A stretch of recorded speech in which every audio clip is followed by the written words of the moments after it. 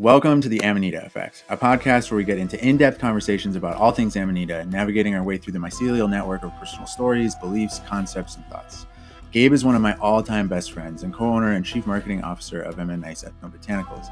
We talk nearly every day and extensively, but throughout this conversation, I got to know a side of Gabe that I'd only really gleaned in the past.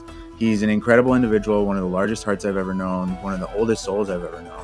Really and truly inspiring and an absolute joy to work with and strategize with. In our first episode, we dive into this key pillar of Nice ethnobotanical story, into his trauma and healing journey, and come out with a much more in-depth understanding of one of the most fundamental members of this operation. I'm so grateful for Gabe being in my life, being part of the business, and for the opportunity to film my very first podcast episode with him. I hope you enjoy. So, I want to start at the beginning. And I know some of this. I don't know too much about your childhood. I don't know too much about your bring up. I know a fair amount, but I want to start at the beginning. What was your childhood like? What's your family like? What were the things that made you tick as a kid? What were the things that caused you pain as a kid? Yeah. Okay, so I'll start before the beginning of me, actually, which I feel like is somewhat the beginning of the story. And my mother and father, my biological father, had met at Florida State University in the 90s, and they went through the whole typical American path of getting their college degrees and stepping out into the middle class together, getting married. They bought a home. They had my older sister Haley, and then they got pregnant with me. And at that point, they had been married for a good 6 years or so. But something that had preceded this was a few years into their marriage, my father took this really ugly fall off a tall ladder and hit his head on the ground and had really, really bad brain damage from this particular incident and had to recover from this for several months, if not kind of years. And it's a lot of layers to this, and I think, but my mother said that my father was never exactly the same after this, and I think that my father is a really particularly interesting individual for a lot of reasons. I think brain damage is part of it, but it's definitely not all of it. But uh, so while my mother was pregnant, they actually ended up getting divorced, and it was pretty messy and stuff. And my mother was in a lot of stress. She had already had ovarian cancer before and some other crazy health complications and things like that. My mom was told by, I don't think I've told you this before, man. My mom was told by multiple doctors that I probably wasn't going to make it. She wasn't going to bring me to full term. And at one point, I think she had a doctor tell her as well to kind of hint at hey, for your health and things like that, because of your previous complications before, you might want to look at sort of like an abortion. And my mom heavily rejected this. Nope, fuck you guys. If I die, if he dies, I die.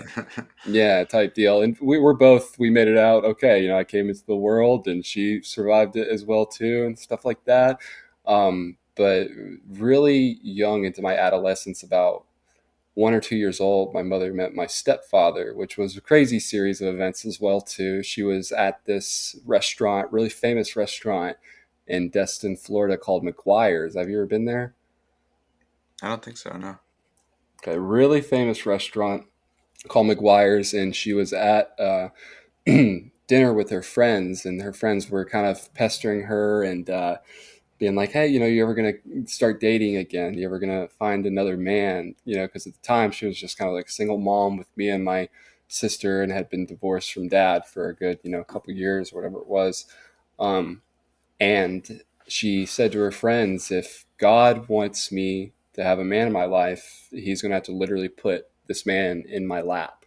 And not too long after, my stepfather was out. He was on leave from the military there at the McGuire's with a bunch of his military buddies, and they were really drunk. And he was walking past this table with my mother, and no shit fell into her lap. and so they met there, and then it started this long series of events where my mother was very much trying to reject this man and nope, I'm not interested in dating right now. But my stepfather was very adamant about I really want to take you on a date, really, and just kept sending her flowers and things like that. Eventually my mother gave in, and 3 months later they got married and been married for ever since and stuff. But so like that began this really early on began this sort of family dynamic that I fell into where I had you know, when Judd came into my life, he had already had two children as well too. So it was me and Haley, and then these two step siblings of ours, and then Mom and Judd, my stepfather, also had a baby. So in total, there was five of us kids raised in this military family where we moved around every few years. We bounced around like Colorado, Florida, back to Florida, Kentucky, like all these things. And that to me, I think I've talked a lot about this with like my siblings and stuff as we've gotten older. It breeded this really strong sense of like family was super important because like when you're a military family like that and you're moving around a lot, like your home is changing, your geography is changing. You usually don't get to keep your grandparents in your life very much. Like you got to like make whole new sets of friends, adapt to new schools and things like that. But the one consistent thing we had was like each other, like, you know. Mhm. So I feel like that's something that we're all very grateful for within our family is that we're really close, especially as siblings. And I think it was because of this sense of like, we're a tribe. We got to stick together. You know what I'm saying? Um, but so the custody thing with my dad became really complicated for a lot of issues, for a lot of reasons. But a big part of it was because my dad does have a certain degree of mental illness. And it's not because he's necessarily he's not a bad person. He's one of the most misunderstood persons I think I've ever met in my entire life. But my dad was this very flagrant rebellious type of character where he was he was going to grow weed under his trailer and he was going to make potato guns and accidentally shoot out the neighbor's like window and like all sorts of crazy shit. He was just always up to some crazy shit. But me and my older sister Haley, we would go and see my father during like summer breaks and like Christmas breaks and things like that. It's actually where my relationship to cannabis first started, was at a very, very young age. My father was, he would grow cannabis. He consumed a lot of cannabis. Me and my father built this lizard cage on the front porch of our double wide trailer in Fort Walton Beach, Florida. We lived on Hardie Lane. My dad owned this trailer park. I Of think that road course. is still there. We lived on That's Hardie awesome. Lane. Yeah. Yeah, and we built this lizard cage where we'd go around and we'd catch and all these green anoles and leopard geckos that were just like super prevalent in that part of Florida, and we'd fill this lizard cage up with these things. They were our lizards, and they looked really pretty, really cool, fun to watch, fun to catch them, and things like that. But we also used them as like this sort of natural pesticide for the grow operation that was going on. Ah, So nice. this is where like my first introduction into like the psychoactive business world came, was like catching lizards to help the weed plants grow. And then I was also taught like how you germinate a seed and stuff like that. And I didn't really at the time like put two and two together that what I was doing, what my father was doing was like even illegal, like anything like that. But he was like, he showed me like, it's how you sprout a seed, like you germinate a seed with the paper towels and cool dark place and like all the things. And that became like, he very clearly did it and took over most of it, but that became like kind of one of my jobs, was like Mm. germinating the seeds and catching lizards. And I loved my dad. I really, really enjoyed like being with my dad and hanging out with my dad, even in the midst of all this chaos and things like that. But my dad ran into a lot of issues, so with the legal system and things like that, and then of course with my mother, and yeah. So like growing up, I had this really, really tight bond with this man who I really, really like uh, admired in a lot of ways. And then when I was 11 years old, through this series of just, he was like 50K in debt with lawyer fees and fighting this drug trafficking case in Oklahoma. And he was on the run and like all this shit. He disappeared when I was like 11, like dropped off the map, and nobody could contact him or find him for a very long time. Um, and my stepfather, it's important to say, and like I really want like fully verbalize this to myself and to the universe. My stepfather is a good man. Like it was a good like stepfather to me. Like truly, like made it a point to not treat me as a stepkid, to like treat me as his son. And at times that kind of pissed me off because that meant like Sure. Yeah. disciplining me and things like Hmm. that, but regardless of how much I think my mother and stepfather loved me and like tried with me, there was this massive sort of like pain and like absence of something. You know what I'm saying? Um, and I think it was probably around this age, 11ish, when I really started to have a lot of issues with like anxiety, self esteem, couldn't sleep at night, things like that. Um, and uh, really leading into like my teenage years is when this kind of like started showing itself as like a stronger form of, I think, mental illness, and a lot of that kind of played into like drug addiction, things like that. um, you know but yeah, I would say like I remember when I was a young man, the thing that I really used to enjoy about spending time with my father is that we would sit there on the porch and he would smoke cannabis, and sometimes I would consume a little bit with him as well too. We would into the night talk for hours and hours about the universe and the world and like God. That was a big thing we used to talk about a lot, was God. um, yeah, I think that's a very formidable part of who I am as a human being, because I think one of my favorite things to do is to sit down with another human being and just talk for a few hours about some really Hmm. real shit, you know? Um, but to think that all of these conversations that I had with him, these very formidable conversations, in combination with the pain of kind of losing him, was a very, very important, like, roadmap into like who I was going to be as a human being and what was going to be important to me, and the sort of like gifts that I would try to um, embody, if you will.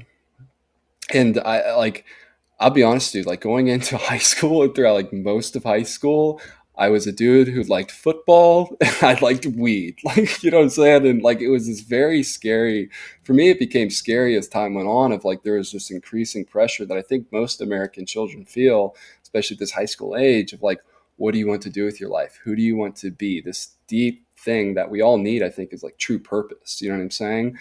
But Yeah. what I was being presented with was like, hey, dude, like, I was decently like intelligent on paper and things in school, and so they really heavily like coerce you into this like, go to college, the American dream, go to the office job, like all 9 to 5, and like something from a very young age felt like so repulsed by that. Me, like I just didn't. They felt like I was put onto this treadmill and staring down this sort of like corridor that just like didn't feel right,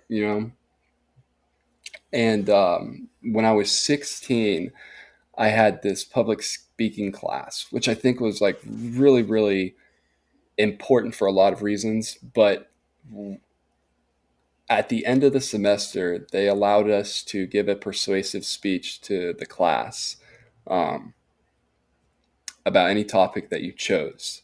So I chose to talk about weed and Of give a course. persuasive speech about why we need to legalize it, health benefits, and all the cultural, societal impacts, and all these things, right? And it was the first time in my entire life, like I realized this as I was like preparing for the speech, like this and doing the speech and all the things.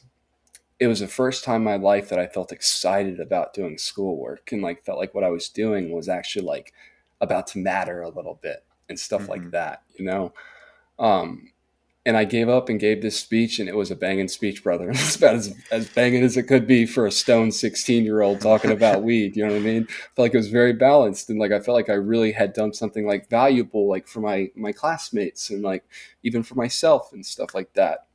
Um, but yeah, and so uh, right around the same time too, about 16 years old in high school, I got my high school girlfriend pregnant, and had my son right before senior year of high school at 17. And that entire thing was very scary. At 16 years old, it's like Didn't plan on having a kid at 16 years old. I think a lot of 16-year-old kids, like have sex and things like that. And, it's just, but when it happened, there was this very clear, I remember like thinking on the way home from the gas station, my girlfriend had bought a, a pregnancy test at the gas station and took it at the gas station here in small town Kentucky. And we found out she was pregnant. And we had this really long, quiet ride home back to her house afterwards, just kind of like in shock.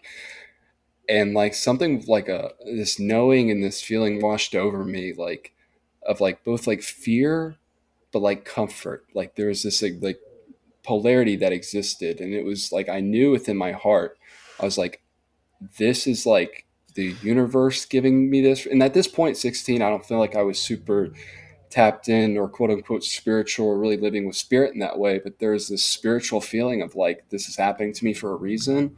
And like, I'm going to be a good dad because I mentioned that I kind of lost my dad in a way, my biological father. And that was a big Yeah. sort of like pain for me growing up and something I had to overcome. But that didn't just exist with my dad. Like my dad didn't have his dad. When my dad was 6 years old, his dad died in a car accident. And that dad before that was like a really bad alcoholic who it was this really long-standing pattern within the Hardie boy family of like not having your dad. And like there was something at like having him at 17 where I was like, I'm gonna be like a really good dad and like get to kind of like break this thing within my family. You know what I'm saying? Of like not having your dad. Um, and yeah, so Hudson came at 17, and at that point in my life, dude, I was still very much like lost in terms of like I didn't know what my deep purpose was here and stuff. I knew a deep purpose of mine was being his dad. You know what I'm saying? But there's something I knew that like to be his dad, it's going to be a bit hard for me to articulate, but I've talked to other fathers about this feeling before. And it's not that your kid isn't enough. It's not that being a dad isn't enough. But I do think there's a propensity sometimes that, like, to fully honor that thing, that this relationship, this kid that you've been given, there is this propensity to want to give something actually like meaningful to the world, to have purpose beyond just like being the dad. And that purpose beyond being the dad simultaneously coexists with that purpose of being a dad, if that makes sense, and amplifies Mhm. it further. And like I knew that I was going to be a good dad and stuff like that. I knew that that was a big core purpose of mine, but I was also staring down this treadmill of like, well, I guess I'm going to college, right? Like I don't fucking like, I gotta like pay bills and like say like got to simultaneously like raise this kid with all the time and energy and expenses that come in with that while trying to like forge my path in this world. And it was super scary, man. I really like I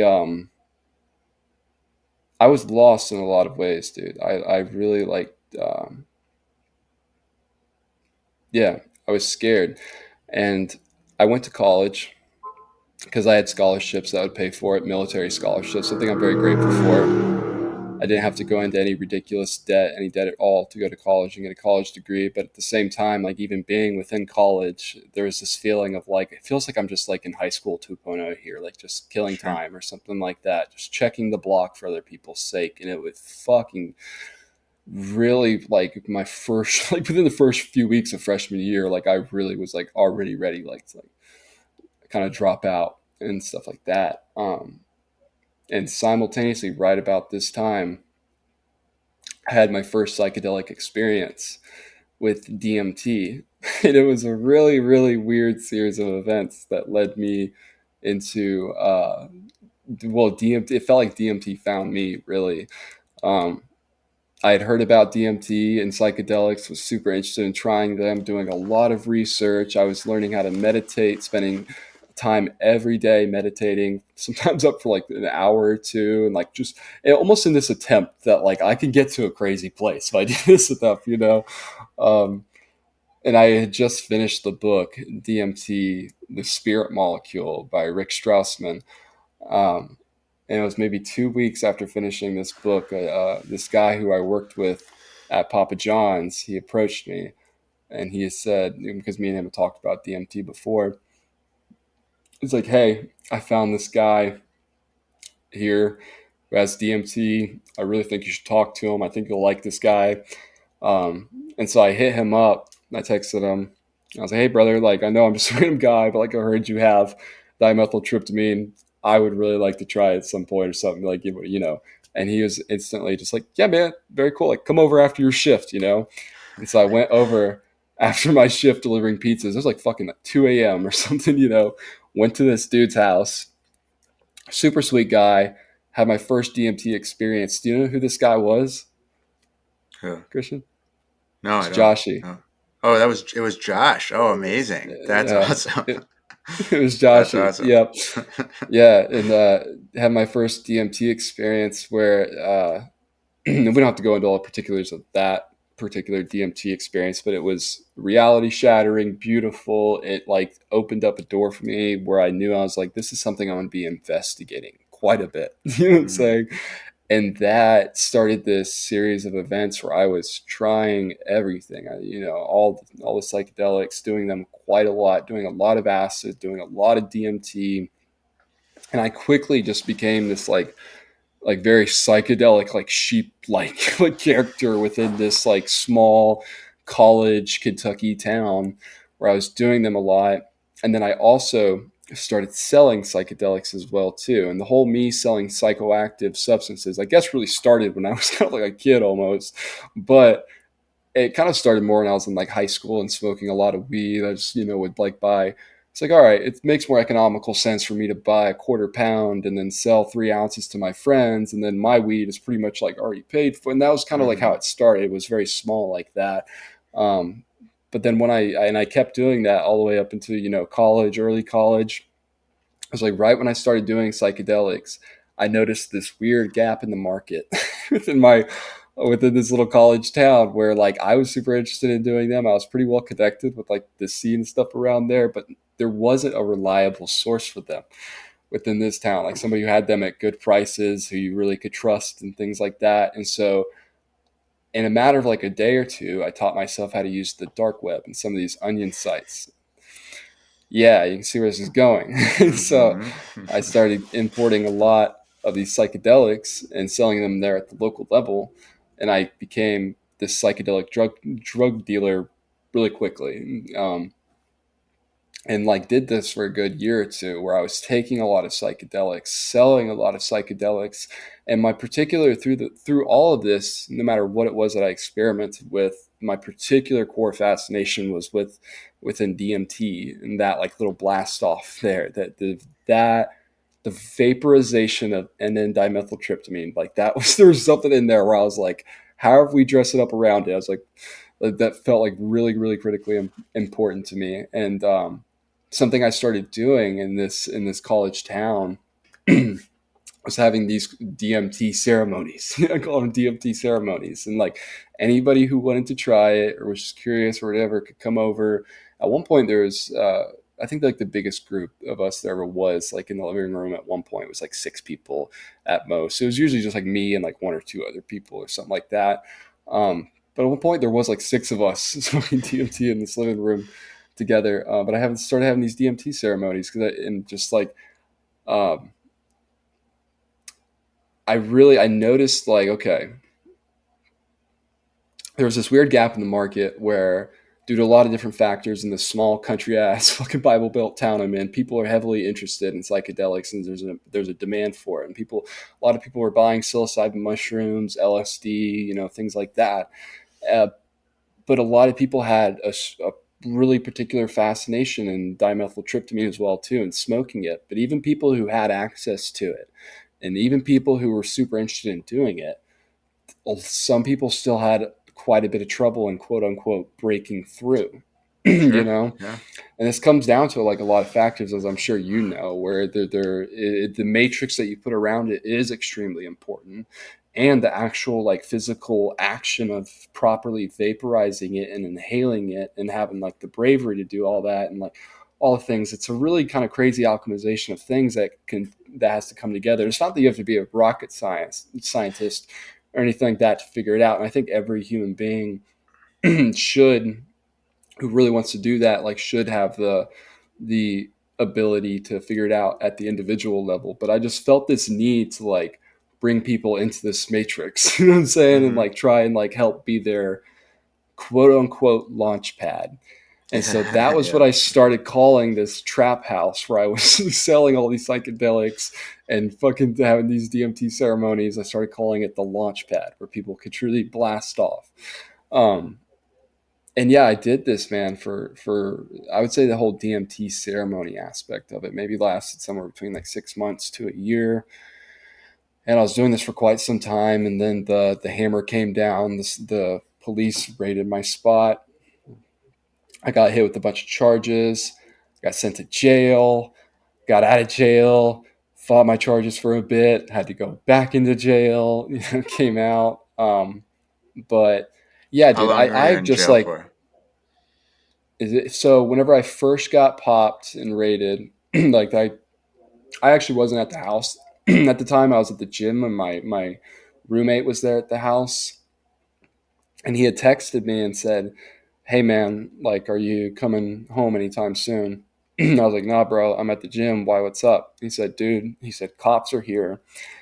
They're like searching the house. They're trying to like convince me to like trick you into coming here." And he actually ended up getting charges later on for that, for like conspiracy, like whatever. And Wow. he didn't give a fuck. He did his time and said, "Fuck you guys." Whatever, which he's a It's a good homie for friend. that. Shout out to Yeah, good friend. good ass Yeah. friend. Shout out to him. Um, but yeah, he was like, "Cops are here trying to get me, get you come here." I was like, "All right, bro." I was shitting bricks, you know. I And bet. so Yeah. I hopped in my car and I started driving around the outskirts of this town. And I was like, I told him, I was like, "Hey man, just like let me know when they leave the house." And he was like, "Okay." So he called me back maybe like 30, 45 minutes later or something. He's like, "Yeah, dude." He's like, "They got your shit. They want you to call them and stuff." So I call them. They're like, "Mr. Hardie," whole deal. I'm like, "Hey, look," I was like, "I'm not running from you guys. Like, I'll turn myself in here in like 30 minutes. Like, I just got done at the gym. Can I go change my clothes? Like, and fucking, I'll be there." And they're like, "Yep, like we'll be waiting for you."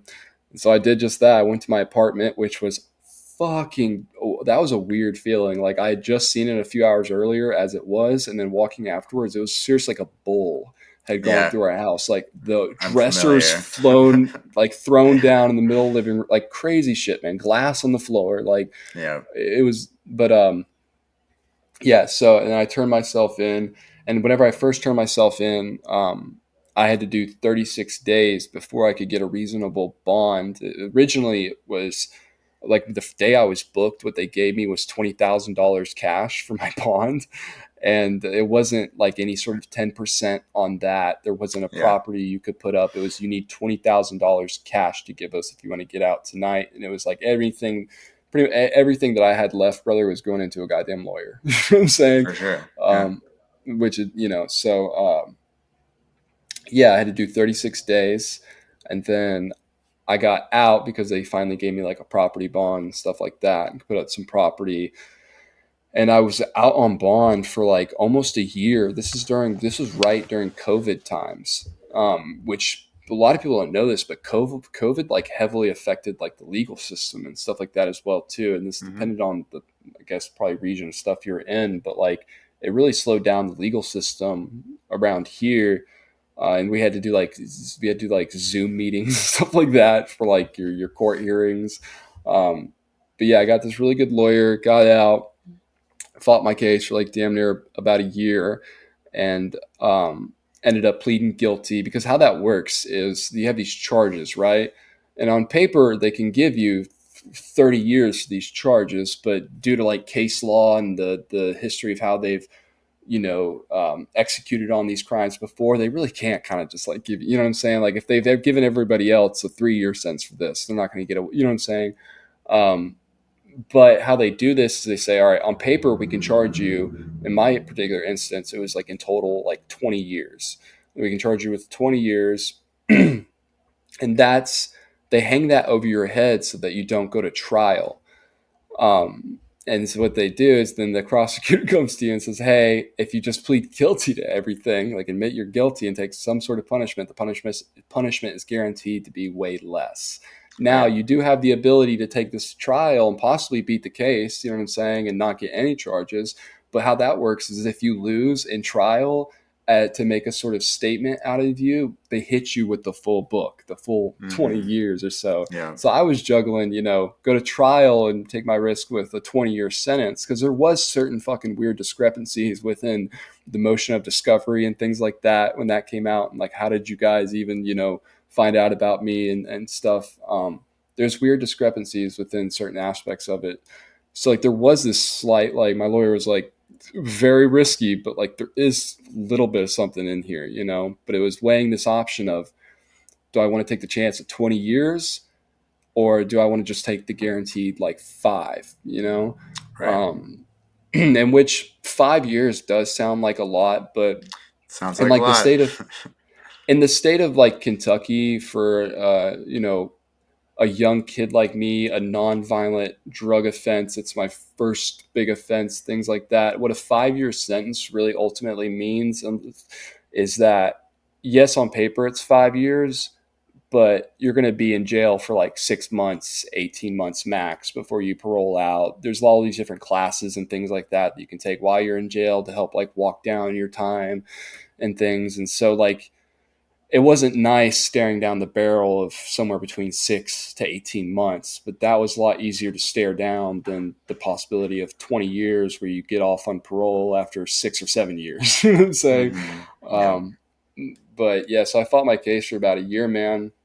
And then the day I went back and while I was out, I accepted this plea deal for 5 years. Um, like, admitted guilty to this shit and stuff like that. And then at my sentencing date, they decided to ultimately make me sit down for 6 months and then do the rest of it on paper, like parole type thing. So in total, I guess like time spent in was 7 months and 6 days. Yeah. Wild. Yeah, Yep. we'll dig in, we'll do future discussions, and I want to dig into that time period at some point. But before we get in, and this is so when did you get out of jail? What year? It was 2022. Yeah. Yeah. Okay. Okay. So not long ago. Not too far after you met me, and we joined forces on this endeavor, which is a Yeah. trip to me that it wasn't very long ago that you were dealing with all this. That both of us have gone through an incredible amount in the past 4 or 5 years, 6 7 years. Um, Yeah. so I want to talk more about your dad. I'm curious about so your dad left if you're okay with that. Your dad Yeah. Yeah. Of he, he course. was he was he left when you were 11, and then Mhm. when did you see him again after that, and how did all that pan out? Like I when was the next saw, time you so I saw saw, him? so I didn't see him anything again until I was 19 years old. And it was Wow. my Nana, which is his mother, who I also at this time like could not find or contact. She ended up reaching out to me somehow through Facebook. It was like, hey, Gabe, like it's Nana, which that itself was a trip because like Nana was a really big part of my life as well, too. And like Yeah. was like a motherly type figure. And I was like, oh shit, like, hey, Nana, like, how the fuck you doing? And she was like, hey, like your dad really wants to talk to you and stuff. And so that was how we started talking again. And within like a couple weeks of texting and having some phone calls and stuff with my dad, I went up to, I drove from Kentucky to Colorado to see him. Um, so yeah, it was like this 8 year gap. What did it You mentioned that you started having these issues crop up. It's also an interesting time, like 11, 12, puberty starts. That's when a lot of kids start going through their own shit. They kind of, the spell of being a child, or maybe it's more the spell of the materialistic, paradigm that we live in starts influencing the brain and the mind. And you have, you know, school is really hard at that point in time, and kids can be really brutal. Um, and then you have to deal with this massive loss. And I know we both understand how deep loss hits, but I imagine that as a child it's it's easy to stuff down in a sense, and then that causes these, we don't have the tools to navigate these types of losses, and then that causes these issues that you're alluding to. So yeah, what was the process for you like for losing him, and how did that contribute to the issues? I mean, yeah, just like, what was it like? What did it feel like, all in all? Hmm. Yeah, I would say like, and I think this is I've talked to you a bit about this with like Hudson and other children and things like that. I think sometimes as kids, like what can really happen a lot is that yes, there's these strong emotions, and like rightfully so, but like ultimately, I think what happens to a lot of kids is they get confused about all of these emotions that are coming in. They don't necessarily have the right release valves or Mm-hmm. tools or modalities implanted in them to really healthily sort of deal with it. And so, kind of like you were alluding to, I think right around that age is like an interesting age for a lot of people for a lot of reasons. Our whole orientation of reality and these feelings of like, oh, I got to like become something, like things like that start to kick in. But I think like what was particularly painful about the situation with my dad was that from a young age I felt so connected and seen with him, and I really desired just like spending time with him. And I had some of that, not as much as like I necessarily wanted growing up, but I had a good amount of that, and it felt very healthy and like this like, but then like right at that age 11 when he kind of disappeared, it wasn't this like very clear, hey, like dad disappeared, you're not going to see him again till you're 19. It was kind of this like, well, dad's Right. like kind of disappeared before in a way, but like he crops back up in 4 months, you know what I'm saying? So it Mm-hmm. was this kind of like feeling for a very long time. Honestly, it lasted like, it probably just continued to last, this feeling of like waiting for my dad to come back, you know what I'm saying? Where I was like, and there was a lot of like confusing emotions around as to like, because like dad had always dealt with a lot of bullshit like his own problems and stuff, but it felt like through all the bullshit, like there would be at least this effort to communicate like, hey Gabe, I'm here, and like, like I'm dealing with it, and like we're gonna see each other again soon. But there was none of that. Like I didn't even hear from him. And so I think that that itself to me at that age was very confusing, and there was just like kind of waiting on it. That trope about like someone's dad says they're going to go get milk at the grocery store, and Mm-hmm. like dad, we're still waiting for dad to come home from the grocery store. It was Mm-hmm. kind of like that, man. Like, yeah, yeah, I really, and I think like, yeah, it was painful, man. I remember like nights that I cried myself to sleep, and there was absolutely feelings of inadequacy that started to brew. It's almost as if like I wasn't deserving of that, or like I had done something, things like that, man. Yeah. Do those feelings still crop up? Yeah, dude. I think it's a big part of who I am. I think if you look at people who are high functioning and who really have this desire to achieve and to do a lot of that does come from a very good, sweet, sincere place in people. But like some of your most high functioning, like CEO type guys, like Elon Musk will even say this, he'll say, you don't want to be me. And I think like a lot of like high functioning people who really have the desire to do a lot comes from a place of like they weren't seen enough as a kid. And so they felt like they really had to overachieve in order to be seen. And I felt like no matter where my dad was at or what he was doing, that if I could become something super powerful and super awesome, that he would hear about it some way. You know what I'm saying? And be proud of me. Um, and I think it started to breed this real intense internal sort of like self critic. And this started coming through in my sports and things like that. Like I remember my stepdad had this long talk with me after a baseball game one time where I had missed the damn ball, and I'll be damned, dude, I beat myself up about it. Like I was like fucking hitting myself. Like I was angry at myself, you know? He's like, Gabe, self discipline's good. He's like, but you're beating yourself up too much. Like this is not healthy. You know what I'm saying? Um, so yeah, I think it started to kind of like breed some feelings like that, man. And I think that I'm still healing that to a certain degree. There is sometimes a feeling of like I have to be spectacular to be loved, you know?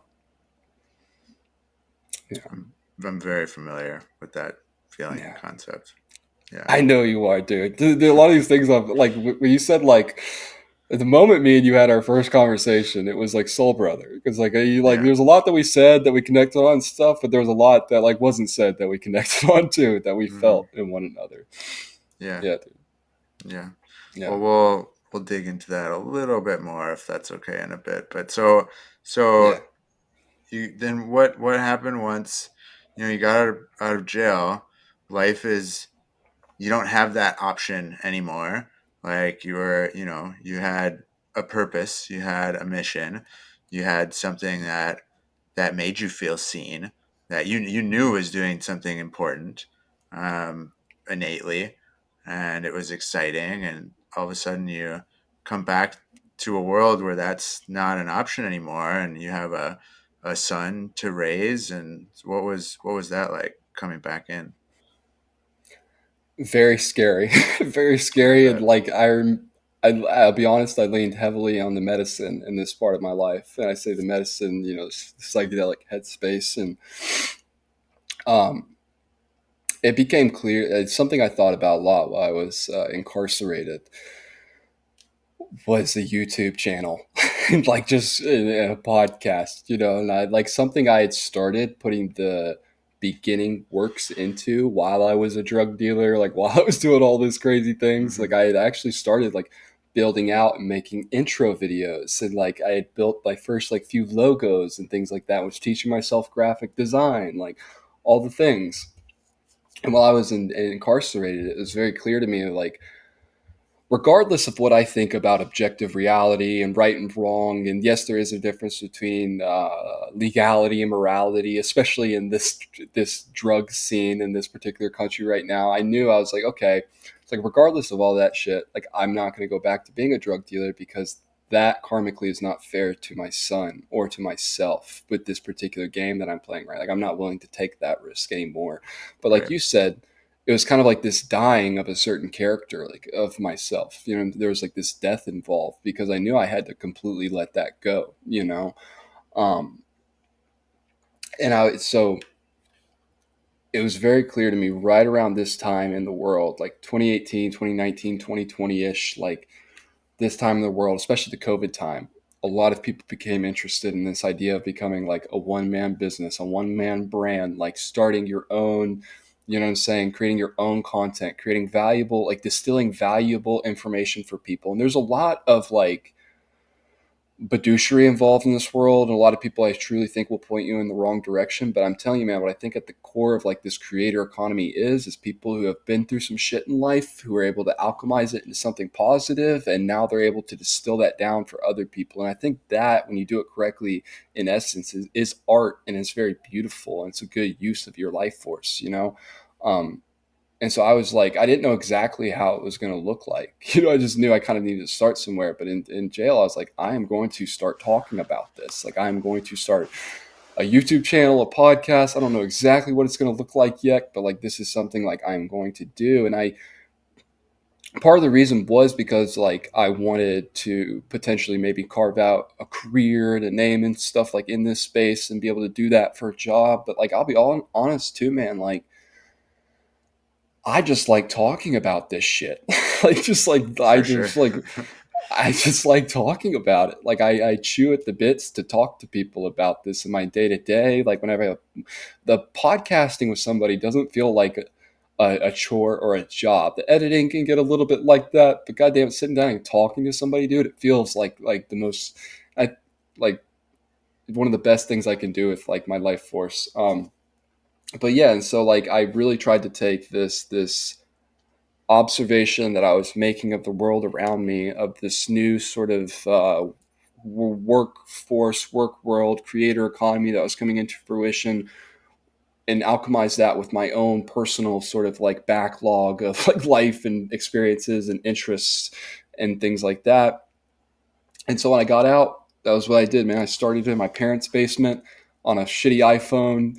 making, and it started as trip reports. I just turned on the camera and started talking about different psychedelic experiences that I had and stuff like that. And over time, it has just snowballed into this really, really beautiful vehicle thing for me and my family and for the business and for you and like everything, dude. Like where, like people will look at somebody on Instagram. Me and you have talked about this, and we've even seen this within the business, right? You can see somebody on Instagram who has 500,000 followers, and some of those people are making $5 million a year. Some of those people are lucky to make $5,000 this fucking year. Like it's Mhm. this, and I don't have a huge following on my platforms. I have a decent little size following and stuff, but because I think that I think like if you can find a way to actually provide real value to people and distill it down, like you can have a very small audience in this world. And I think it's what the creator economy is. You can have a smaller audience in this world and make a career and a business out of it and stuff like that. And like one thing that became apparent to me right as soon as I started podcasting with people was like, wow, it's really like I get a lot of value out of like having this conversation. I like having fun doing it. Maybe like it'll get some views online and stuff like that. But the networking tool that it is of having somebody sit down with a few hours for you and connect for an audience or, connect on a podcast like that, it's might be the most powerful networking tool I think there is like right now almost. You know what I'm saying? Like at least for me, it is. And like that was how I met you, dude, was just kind of like screaming out into this ether and inviting other people to come and have a conversation and shit. I'm so glad that we met. Look where we're at now, Okay. and look where I we're am too, going. brother. Um, Yeah, dude. so, so the podcast is called the Amanita Effect. When did Amanita come in, and what was that like? So the Amanita came in with, it was actually, as Renee, who found my content online, reached out to me on behalf of the company. Um, and like I had heard about Amanita. I had researched it. It was one of those ones in my back pocket. And I've told you this about other substances before. Of like, I would like to try that one, but like, it's going to happen when the time is right. Like, the universe Mm-hmm. is going to bring it to me, and that's happened multiple, multiple times with all these various things. And Amanita was one of those ones of like, I feel like there's something to this. I think I'm going to like to try this at one point. Josh had actually told me about some of his experiences and stuff like that in the past.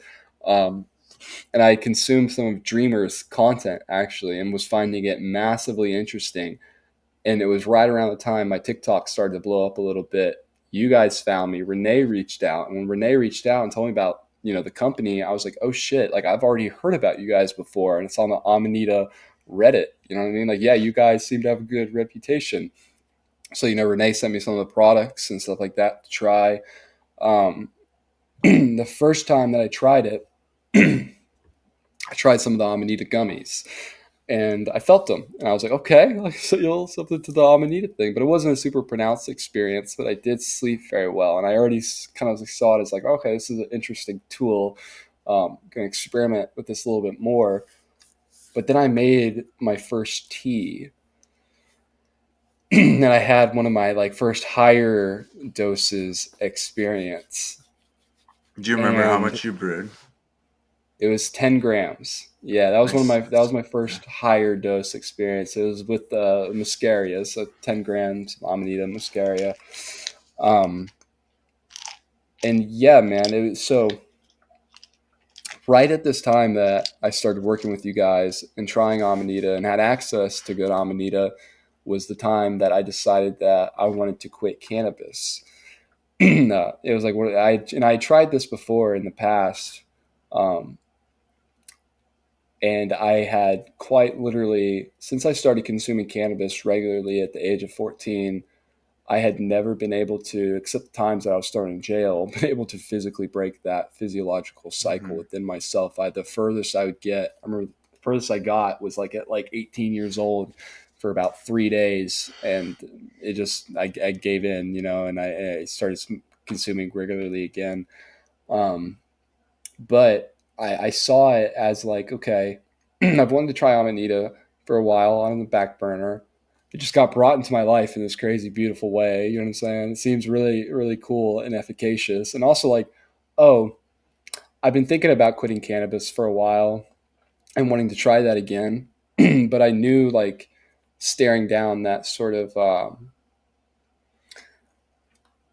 physiological, like, 7, 14 days of whatever it is where I'm not sleeping, where I can't eat, I didn't know if I could do it. But I once I had the Amanita and like started utilizing that as a tool, it really, like, it seemed to me like it was going to be an interesting tool in a lot of ways. But I'll be honest with you, I don't know if I even expressed this, if I expressed this to you before, brother. Like, a big impotence for me right in the beginning was like, I can utilize this as a tool to like not have to smoke weed every day, or like if I do want to quit weed, like this, I feel like this is going to give me a better shot to be able to fucking like sleep at night. You know what I'm saying? And like Yeah. use this. Yeah. And that was the first time in my life in which I went several months, like, and I broke that physiological cycle. And it was, honestly, I credit a lot of it to the use of Amanita. And I do think there was more to it than just the use of Amanita. I think like I had, maybe grown a little bit wiser in things as a person, or built a better sort of reality around me and stuff like that. But yeah, and so that was like really how it first became like this really kind of important thing within my tool belt, if you will. Um, but I would say like the next place that it really fell into my life in this like really important way was, and I think like I really started experimenting with this in part because I was working with the company, but through conversations with you and stuff like that, and understanding the mushroom more and trying it myself. I have tried, I can't tell you how many different substances since I was 17 years old, trying to unlock better cognition. You know what I'm saying? Like better Yeah. flow state, things for work. And so I started taking some raw amanita and trying that as a nootropic.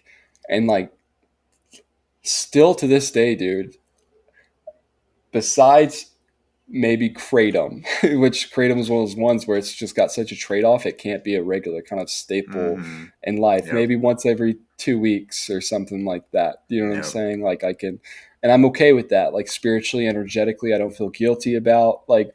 But if I get more than like once every 2 weeks, once a week, or something like that with kratom, dude, I'm too well aware of like the physiological trade off that I'm making, regardless of what I'm telling myself. You know what I'm saying? Right. But Amanita seem to offer in a lot of ways this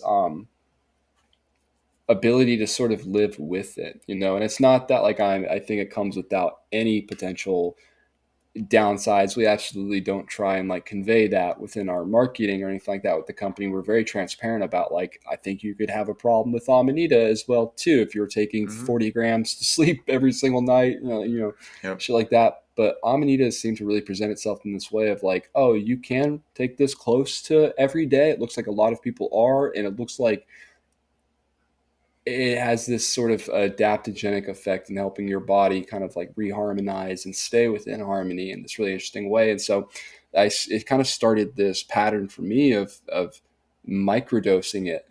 We talk a lot about like a different kind of microdose, but yeah, that to me, Amanita, maybe about somewhere between one, and it depends on the day, and like I'll redose sometimes a little bit, but somewhere between like 1 to 3 grams raw amanita, like throughout the day, is probably the most potent nootropic that I've ever found in the entire world. Something I kind of left out about my childhood story was that at the age of 15, my parents were really, really concerned with me, and I was consuming a lot of cannabis. And they found out I was like punished and grounded, and they took me to this therapist, and this therapist met with me twice, and I don't even know if we talked about my dad once, dude, but god damn it, I was on Adderall after 2 meetings with this therapist. You know what I'm saying?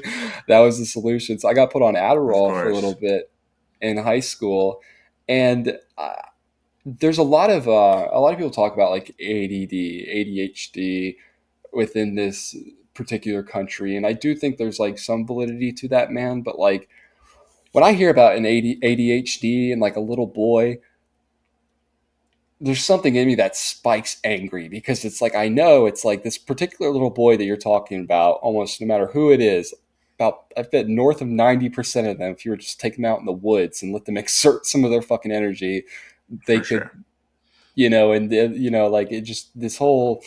And so I was one of these kids that from a very young age was labeled ADD and then labeled ADD through high school. And then I was on Adderall for a couple of years until I was like, fuck this shit. Like didn't like the trade-off that I was making with my body and started to learn more about like what it was actually doing to me and becoming more self-aware of all these things. And I really rejected the whole Adderall prescription medication.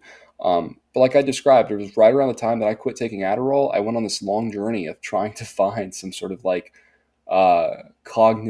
efficacious cognitive enhancer. And there is some things that I found along the way. I think like fish oil, exercise, like there's a lot of really important matrix that goes around this sort of cognitive function, memory recall, ability to focus, get in a flow state, to work, things like that. Um, and I think that exercise, meditation, fish oil, all these things are just as an important part of the matrix for me. But dude, like I'll be damned, like a gram and a half of some Amanita, like is and Josh kind of like is he has a similar path to me in terms of he was heavily medicated as a kid for ADHD, has tested a lot of different things, and he's fallen into this place as a grown ass man where he knows he's like a little bit of Amanita in the morning for me is the best sort of quote unquote ADD Mm-hmm. medicine. And so yeah, at first with Amanita, it started as this really powerful tool to help me kind of get over this addiction and start to utilize that as a tool within that. And then also it kind of became a nootropic as well too. And then I started taking higher dose Amanita shit, Amanita experiences and doses. Um, and this to me, like something you've said before that like I have a hard time articulating to people, but there is something to this, and like I want us to go into this a little bit. But this increase in synchronicity when you Yeah. start consuming Amanita, Yep. okay, and like I think this can happen at just about any sort of connection with that particular spirit. There's a certain like Christ energy infused in this fucking in that mushroom, Mm-hmm. I think you can tap into it in a lot of different ways, but it really started to kind of become prevalent. It felt like in my life when I started to take the larger doses. Um, and I'm gonna try to articulate this a bit, but I'm gonna struggle, and we're probably gonna go back and forth here a little bit. But a similar thing sort of happened to me when I first had some of my first larger dissociative experiences, like Yeah. with ketamine. It felt as if though and I think people can lose themselves to this a bit, but I think there's something very true and mystical and prevalent about this. It felt as if though I was able to start listening to these universal whispers as like easier and adhering to them and noticing them more. And I think, and then when I look back on it in hindsight, it's like the universe has been whispering to me since I was like a little boy. You know what I'm saying? Just for a very long time, I either like wasn't paying attention or the universe had to fucking scream at me. You know what I'm Mm-hmm. saying? For me to get to pay It attention. starts as a whisper. Yeah. Yeah. Yeah. And there's something about the high dose Amanita experiences that started to feel like I really got in tune with this certain sort of spirit and hearing these whispers a lot and things like that. And then also, dude, like there is this sort of afterglow that has been reported by it's almost universally reported with like most sort of dissociative anesthetics, like DXM, PCP, ketamine, a really, really large dose of Amanita.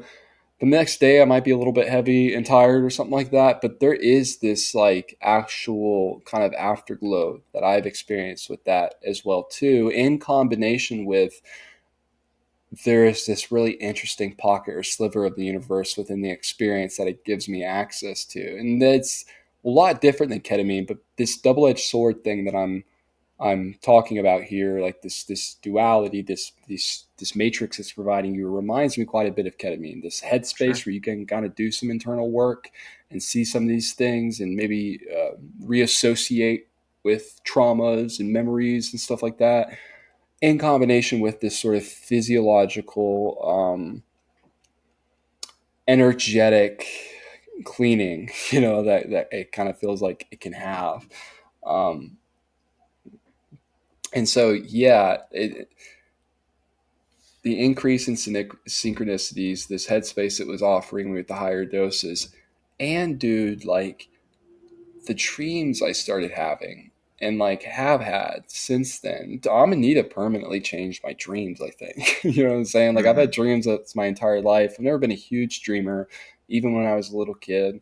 Um, but like definitely it feels as if though, and maybe this is just the way in which I'm associating with them now that has changed it, but it seems as if though my dreams are more meaningful. And a lot of these really, really deep Amanita dreams have been super symbolic and super meaningful. And I'm sure that as a little child, I had meaningful symbolic dreams as well too. Maybe I just wasn't adhering to it and listening to those whispers in a sort of way. Um, but yeah, this access to the dream world as well too. And so like I've gone on a really fucking long tangent now about my particular relationship with Amanita, but that's because like it does seem to, at least within my own personal experience and other people that I've talked to, lend itself to a variety of different use cases.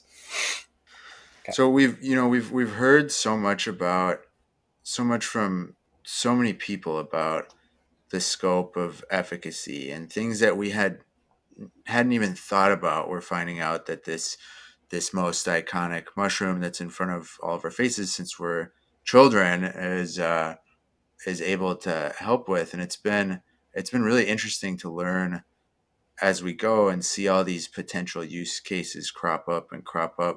I guess I'm curious what you think. I mean, obviously there's a plethora of uses for it, but I'm curious what you think is like the main reason that Amanita is so prevalent in our pop culture and in our world, and then like how it works on the body or the energy or the mind to you know to live out, because I think we're both of the mind that there's the mushroom has a mission, and Mm-hmm. we kind of, and I'll let you elucidate on what you think the mission is, or what we've discussed as being the mission. Like, what is it about this mushroom, what is it doing that allows it to be the one? Because we've Uh-huh. also talked about that, like it is the one, and it's obvious Yeah. it's the one. So like, but why? And what is it that Yeah. you think makes it the one? Well, I think first of all, like I think it could have been a variety of different plants that provided this particular matrix of alkaloids or whatever. But like, let's be real, dude. Of course, it's a mushroom. You know what I'm Of saying? course it's a Like, mushroom. with Yeah. the whole symbology of the psychedelic renaissance and the mycelial network that comes with mushrooms, and like, of course, it's a mushroom. But this is something that I mean, we could talk about endlessly together and with anybody, man. Is like this crazy example of the law of revelation, like you told me about this law of revelation that is apparent within the Amanita thing, right? Like you said, it's been embedded within our culture, into pop culture, into our consciousnesses for God knows how long. Yet it's been so heavily misunderstood, and there's also been what I believe a sort of concerted misinformation propaganda effort against it as well too. And there wouldn't be a concerted effort against it if didn't pose as a sort of serious threat to certain hierarchical structures and things like that. And you ask Yeah. like what I think its sort of mission is, why I think it's like the crown jewel in a lot of this. I think there's a lot of reasons, but something that came to mind, like as you're setting me up for this question, dude, was that it is grounding. Mm. Okay. And let me like extrapolate on this a little bit. Yeah, And please. that can be a subjective viewpoint for somebody to have, that this particular medicine is grounding. And, some people might not agree necessarily it's grounding. I think when I say it's grounding, I say that I think at the individual level, when you experience it, it definitely it brings you into this reality. You're not going into another reality. You're almost hyper sober within this reality. It's grounding in that aspect. But also, I say it's grounding in terms of like, a lot of people are talking about grounding to the earth right now. Like when you put your feet on the earth, like you Yeah. feel more relaxed, your body becomes less inflamed. You know what I'm saying? And there's this weird connection that we have to the earth and to becoming grounded here within this reality and this harmonization that happens. And I feel a similar thing with Amanita, especially at the right doses for the right, experiences and stuff like that. It has this very grounding effect, this like, like I'm here, it's okay, but also I think that's at the individual level, sort of. I think like at the collective level, it's here to ground us a bit, and I say that because I think within this particular psychedelic renaissance, this whatever is emerging through us right now in a somewhat kind of like beautiful, messy way, a lot of it has this very airy fairy kind of spirit to it with it, and that's not necessarily bad. We need a lot of that, you know Sure. what I'm saying? We need a shit ton of that. We need, but also with this, and I've described this about me and you, brother. I think me and you are both kind of like very airy fairy people, and I think that's part of the reason why both you and I very much like something like Amanita. It's because Hmm. it helps us ground, you know what I'm saying, and ground these things into this reality. And I think that as a collective right now, we're expressing very much in this airy fairiness in a good way, because we're dipping our heads above the clouds, you know what I'm saying, and climbing these mountaintops, but we need to kind of like bring them down and ground them into this reality, if you will. And like I said earlier, Amanita both has this grounding effect within the experience that you feel, but then also it offers you this kind of way of life and living with it where you can take it quite regularly and harmonize with it. And yeah, like, and I described it earlier as a sort of nootropic, like you, weirdly enough, like this very spirit, like this sweet spirit of Christ can help me sit on my computer and really crunch out some editing very well. You know what I'm saying? It's helping me ground that into reality. And so like, I think that's a big part of it, is I think it's very grounding for us. And of course, like, I think there's more to it than just that, but I think, yeah, I think it's grounding, man. Yeah. What do you? A recent thing that I brought up in our group chat was that the fairy tale mushroom seems to heal the inner child, which is so interesting because it is the children's mushroom. I mean, it's the mushroom that's in front of every child's face, at least in the West, since they're a kid, or since they're very very little. And I think like this, all of these issues that everything's rooted in blocks that begin in childhood generally, essentially. And one of the things that I've as you know, I've been working on so diligently over the past year, really the past 7 years, but most intensely the past year is clearing these blockages that cause, so much pain. And For my experience, Amanita can blast through the blocks. Like I don't know if I've ever told you this, but when I first started taking it, when I was going through benzo withdrawal, I would take high doses, 7 grams, not super high, and I would have these revelations about myself or about the universe or the world or the paradigm that we live in or whatever.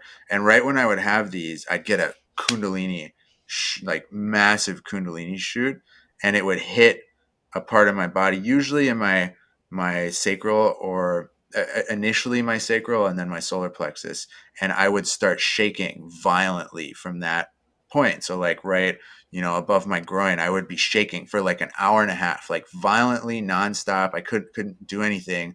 And it was really uncomfortable, but it was what it was energy blasting through blocks that I had stored, for years and years and years. And then I could walk through and backtrack and figure out like what exactly did I think about or realize or understand, and what did that hit and what is being cleared right now. So that's one way that it tends. And maybe we've talked about the muscle twitching that can happen, or the involuntary spasming. Like I think that's another form of it blasting through blocks in essence.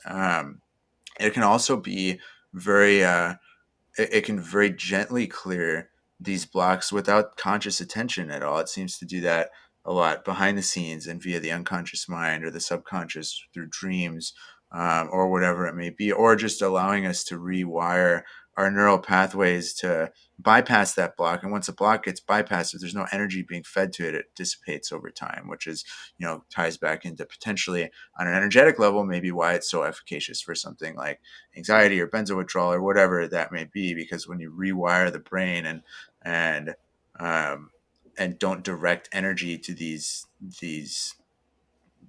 dams that we've had built up over years, those dissipate over time. And then the other aspect of it is a lot more intentional, and it's doing the work through utilizing or while utilizing Amanita. And I think this is largely where our work is going to end up going, is helping, which we're working on right now, is helping people facilitate and helping people work through their own shadow work and their own inner work so that they can release these blockages. And like I think I kind of, I'm of the belief that in essence this whole world, the whole mission of us as individuals being here is to clear these blockages. If the blockages are fully cleared, Shakti flows and we become enlightened beings. I mean, that's really what it is. But we have these these pre-birth block. I mean, we come into the world with blocks, and this is like the original sin. Like we come in, like you're when your mother was pregnant with you. Like there was aside from just like the stress of being a child in a womb or whatever, like there was other stressors going on, and you absorb all that. Like we all come in with these blocks. And so um this gets back to like the idea of like all of these blocks are generally rooted in the inner child. And I feel that Amanita is such a powerful tool for healing the inner child, and so symbolically, so seeing that it's in front of our faces all the time since we're children. But I guess I'm wondering, well, what your thoughts are on that, because we haven't actually discussed this at all. This was just something that I just threw Mhm. out in the group chat for us to discuss. But then B, like where have you noticed in your life um, that inner child healing, or these blockages? So like when you heal a blockage, that issue is gone unless you rebuild that dam, so to speak. So where have you noticed that? And then to tie it all back around, um, how has this affected the largest trauma that we at least spoke about during this, which was your dad leaving, and this need, or this feeling like you're not enough, and you're not being seen, and you need to put on a show, so to speak. And so yeah, those are the three questions.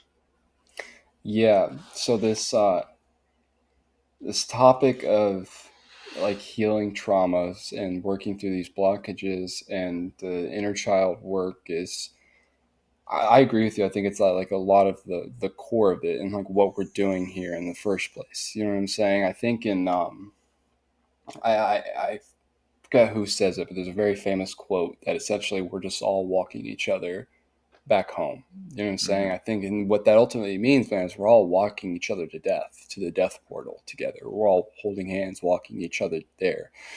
Um, and like, I do think that I don't know what exactly it means to be enlightened or become enlightened. I have some ideas and things like that, and I've talked Right. to a lot of very interesting people about this particular topic.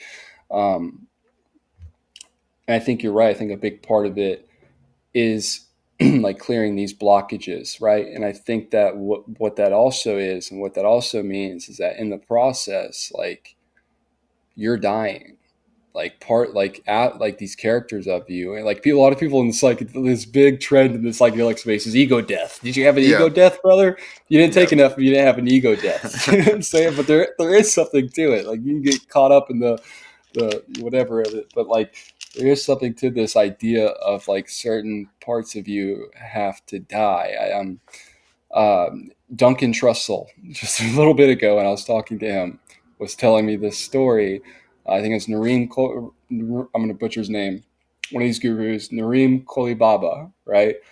Um, and somebody came to him and said, "Oh my God, like you were my grandfather's guru. Like my grandfather learned from you. Like he was like you were one of his gurus." And he started to cry on the spot. This guru, and he looked up and he said that part of me is dead. He's like, that guy's Hmm. dead. Like just in this very like while he was crying, tears streaming down his face, he was like, whoever that was who quote unquote was your father's guru or your grandfather's guru, like that guy's dead. Like I don't know, like I don't even know who that is. You know what I'm saying? Um, and so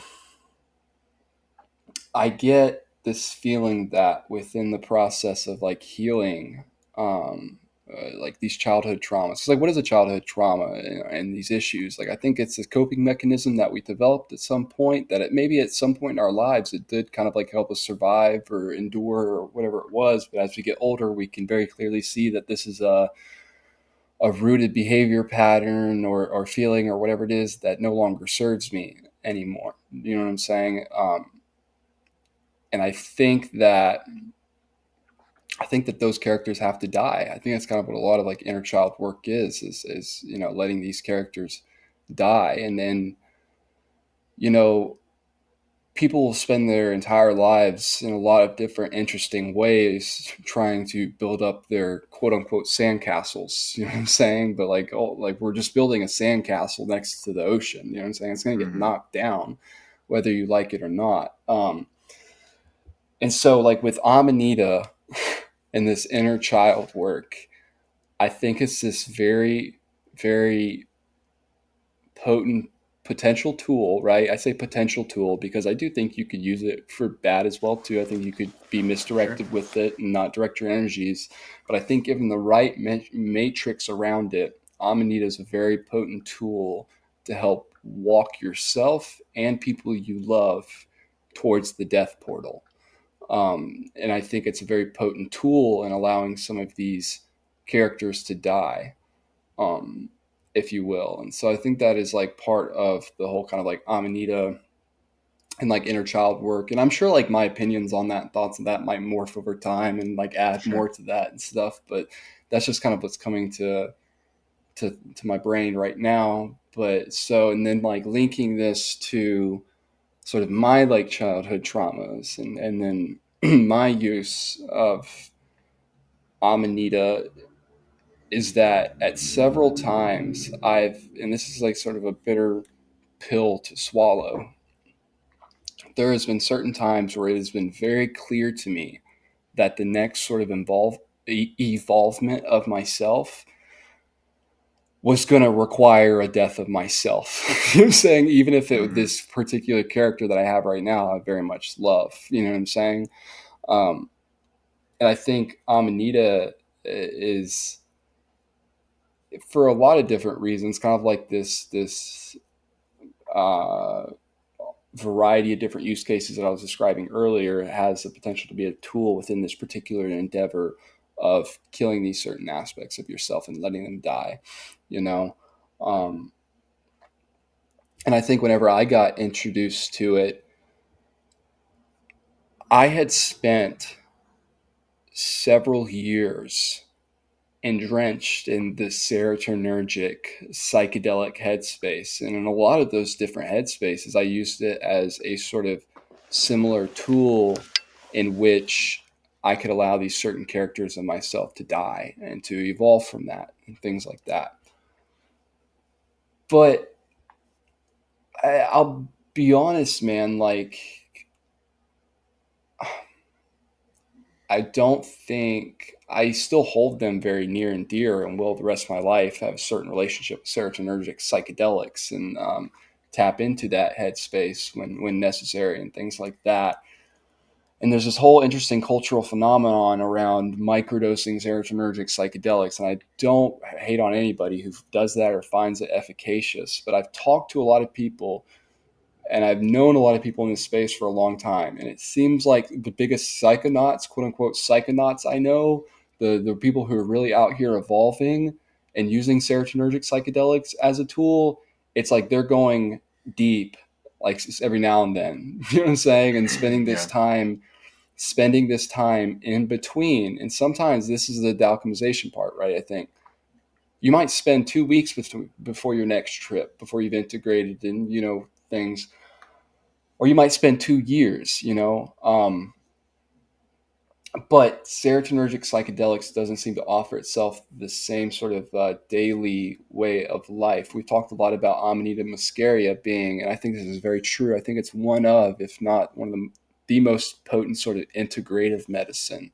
You know what I mean? Where I am Yep. not searching for a high, right? I'm not blasting off into a different dimension. I'm very much here. And yes, there can be some euphoricness and stuff involved in that, but it's not this it's not a fiendish sort of behavior in any sort of way. It is this anchor. I think for me, it has been this massive reality anchor. And I think for other people, it has been and will continue to be this anchor. You can do this, I think, with a sugar pill. You know what I'm saying? I think you Sure. could do Yeah. a very similar thing with the sugar pill, but I think when you have the sugar pill matrix around it in combination with it actually has some very efficacious, interesting receptor site activity and things happening to your physiological body. I, for a very long time, man, after having had in the period of about 3 to 4 years an ungodly amount of serotonergic, very intense serotonergic psychedelic experiences, I have been spending a long time since then integrating a lot of these things. Mm-hmm. Very much needed. Whenever I got first incarcerated, dude, don't get me wrong, I was scared. It was kind of a shock, also kind of not. You know what I'm saying?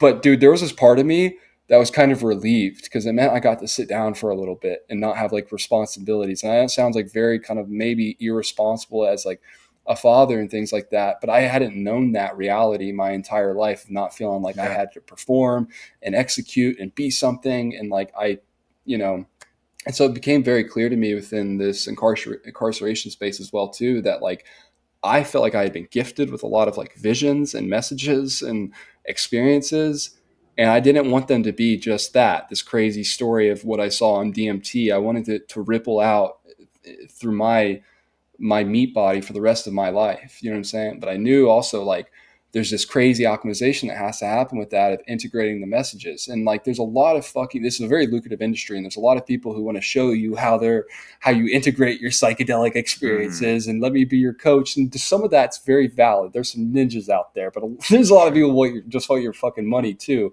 But I'm Mm-hmm. telling you, brother, like, and you know this as well. I've said this to you a lot. We speak about this. It's not how much sage you burn in the room before the ceremony, and it's not about your intentions leading into the ceremony. That is important. All those are very important as well too.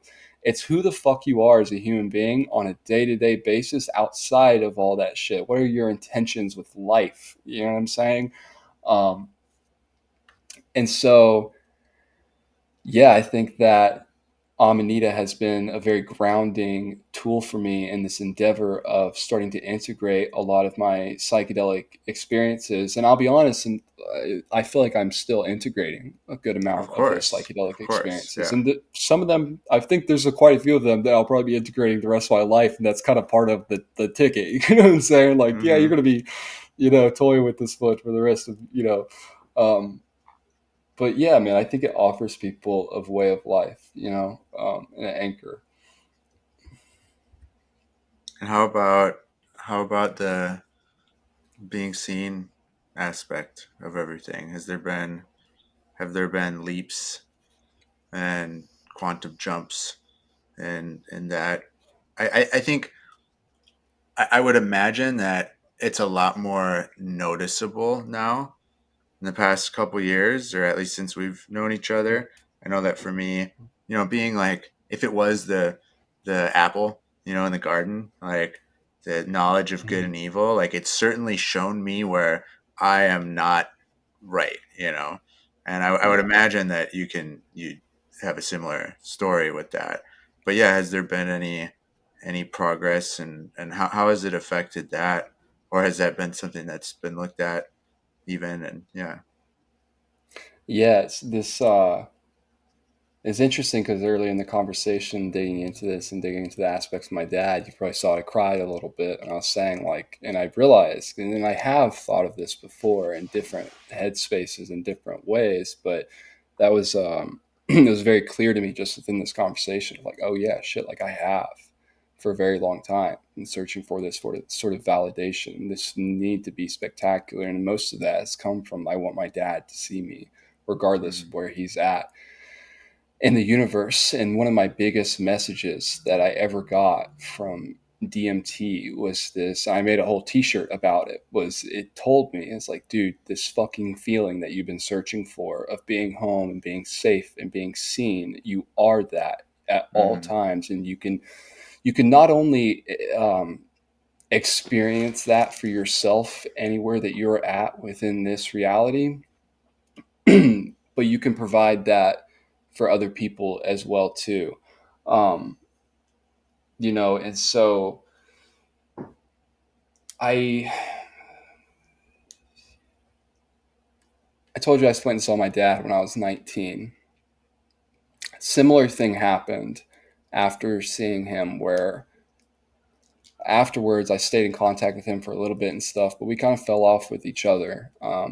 And I think it was just like for a myriad of different factors, but once again, we didn't speak again for like several years, like 3 or 4 years or something like that.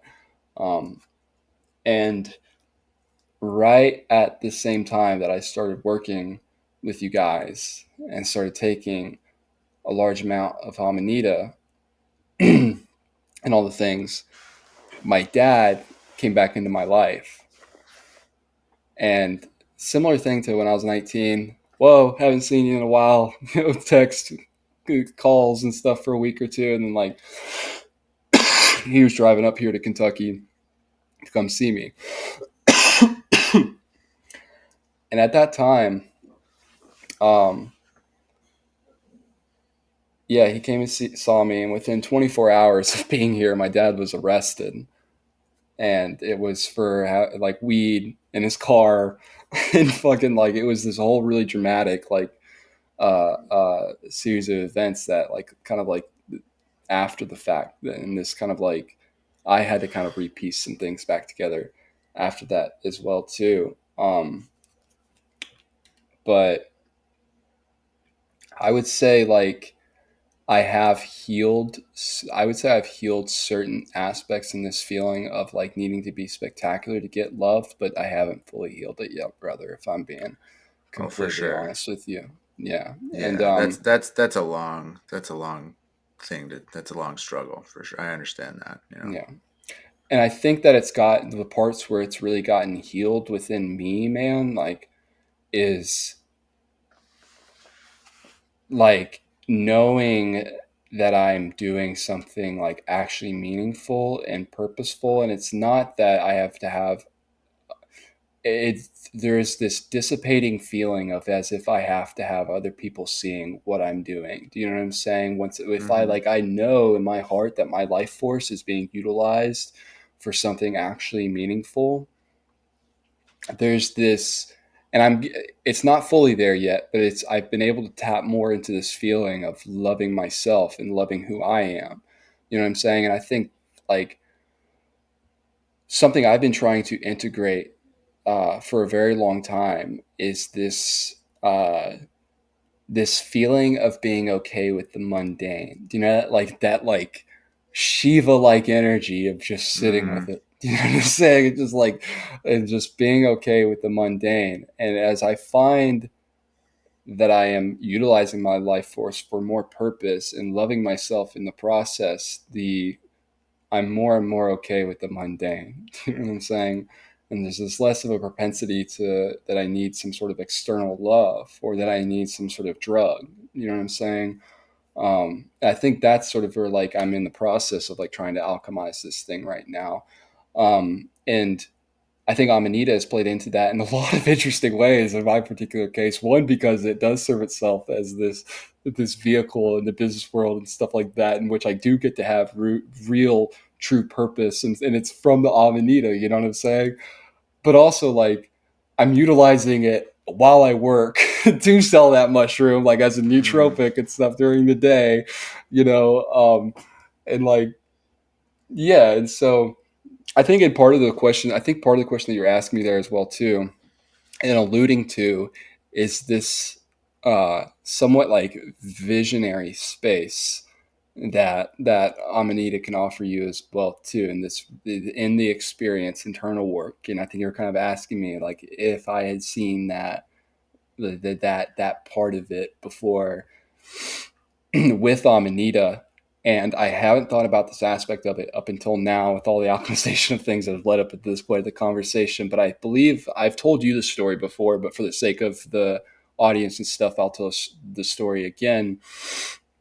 My largest Amanita experience that I've ever had, the most intense one, was I took some tea and I did 20 grams of, it was a mixture of Regalis and Pantherina. So, you know, like a really, really, really strong dose, man.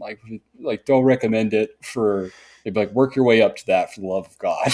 You know Wait, what I'm wait, saying? 20 grams equivalent, so like 20 gram muscaria equivalent, or 20 grams of pantherina No, and regalis? 20, and I don't know how much it was. Probably damn near half and half. Like maybe slightly more Regalis than Pantherina, but it was 20 grams of Regalis That's and Pantherina. that's insane. That's more than I You know, thought you were talking and 20-gram equivalent when you've told me this story. I've never done that much no, because that's like 50 grams, 60 I was a bit grams. concerned at times. Let's Yeah. put it that way. Yeah. Like, dude, so I put it into this clear, a glass, and the tea, the color of the tea.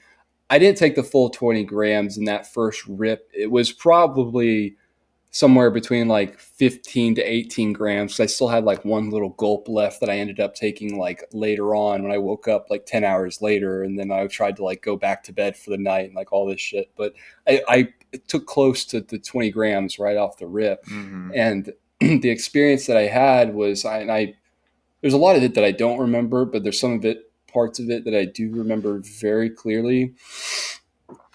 And at one point during the experience, I was pissing on my kitchen floor. Fully aware of the fact that I was pissing on my kitchen floor, but in my mind, what I was doing was super, super important. It was deeply important to like the universe and how things were happening, and what, like, it was solving some sort of issue. And I'm sitting here thinking about this, man, and I think that this really high dose point that I reached in doing this was somewhat maybe symbolic and also telling of my own nature. And I think it's symbolic of a lot of human nature of, ultimately, what is this? This is hopeless. Like, surrender. Do you know what Mm. I'm saying? What the fuck was I doing, bro? I was pissing on my kitchen floor, but in my mind, I was solving the fucking world's issues. And I think a lot of Mm-hmm. people, I think almost all, dude, we're all guilty of this. You know what I'm saying? I'm building my sandcastle over here, and it's, I'm solving all of the world's issues. And I, like you said earlier in the conversation, like, I do think a big part of us being here in our life force is to like give back and to contribute to the global collective. And I think that's a big core part of it. But also, like you said, like, I think something is happening at the individual level that's very important to our existence here in this. Yeah, I think we can get caught building these sandcastles and forget the core of why we're here sometimes, and I think that this high dose Amanita experience I had, that might be the symbology and like the meaning behind it, was like, hey, dude, you see what you're doing? You're pissing on the kitchen floor, and you really, like, you're doing it with good intentions, like, like fully good intentions, like, and you think it's super important, but brother, what, like it's okay, you know what I'm saying? Like, yeah, yeah, wow, we're really getting into it, dude. I'm like actively thinking out loud here. I love that, man. I wish that we could do this for 2 or 3 more hours because we could get into so much that I think would be super beneficial for us, but then also anybody that's listening. But we have a call in 14 minutes, unfortunately, so we're gonna have to do this again. and maybe Yeah. we can just pick up right here. But yeah, I want Hmm. to. There's so much that I want to dig into with you, Yeah, dude. It's but been awesome. This Amanita Effect, brother. This is about to be the yeah, best podcast ever. the kickoff, man. Yeah, Gabe, I know who you are. I know what you are. I know how you serve. I fucking love you. I see you, and I I'm love you so too, dude. grateful for our relationship and this mission that we're on together, and the way that we alchemize together, Mhm. and where things are going to go. There's a lot of excitement and static right now that's building and building and building. And I mean, we both know that things are about to change for us, and fortunately, in the position that we're in, that change for us means a change for the world as well, however small or large that is. And that's a beautiful, beautiful thing that I know neither of us take for granted. But yeah, thank you Yeah, dude. for the time we finally got it done, man. We've been trying to fucking do this for like 2 months. But this is the beginning of it. So love you, brother. Thank you, Dude, man. I love you too, man. I love you so much. I usually am very reserved about this, saying this to people, and it's very few times that I've actually said this to people, and I only let it out when I feel that it's right. But I want you to know that, like, almost on a daily basis, there's a handful of people that I pray for and pray about and think about in that way, and you're one of them, dude. And I try and reserve that because I think it's kind of a weird energy to like pray about somebody, then tell them like, "Hey, I'm praying about you." I'm praying about, but I pray, and I feel very grateful that we get to be on this sort of like life trip thing together, dude. Yeah, well, I Yeah. same right back at you, man. You've out of everybody, um, what's going on with me and a day to day more than anybody, and I have my own struggles, and there's been a lot of them this past year, and you've been there, holding my fucking hand through it all, and I've, you know, it's such a safe relationship for me to express really the deepest depths of my being and the struggles that I have. So, um, yeah, I hope that at some point in our lives I'll be able to return that favor. Dude, you already have, bro. Like, you already have, man, in so many fucking ways. At the core of it, man, what I want to be for other people when I'm like so fucking happy that I've been able to be for you and can continue to be for you in the business and the Amanita and all, I want to be the launch pad. You know what I'm saying? Fuck I yeah, want to be the launch yeah, pad for people, dude. yeah. Yeah. Cool. Well, here it is. Let's take off. Wow. Love you, brother. Love you, bro. Love you too, man. Much love. Peace, guys.